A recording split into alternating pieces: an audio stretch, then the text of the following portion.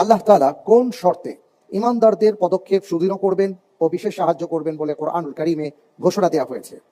এ, দিন প্রতিষ্ঠা করলে, বি, জিহাদে যোগদান করলে, সি, আল্লাহকে সাহায্য করলে, ডি, হজ করলে। আলহামদুলিল্লাহ, আমি উত্তর হিসেবে বেছে নিচ্ছি অপশন সি, আল্লাহকে সাহায্য করবে। অপশন সি, আল্লাহকে সাহায্য করলে। আমি কি ফ্রিজ করে দেব? ইনশাআল্লাহ। লক করা হোক অপশন সি, আল্লাহকে সাহায্য করলে।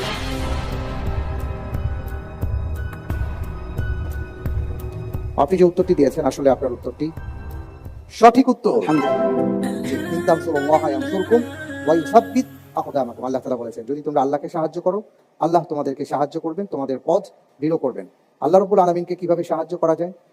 এই সাহায্যের অনেক ধরন আছে। এর মধ্যে একটা হলো আল্লাহর কোনো বান্দাকে সাহায্য করা, মানে সে যেন আল্লাহ সুবহানাহু ওয়া তাআলাকে সাহায্য করলেন। সুবহানাল্লাহ।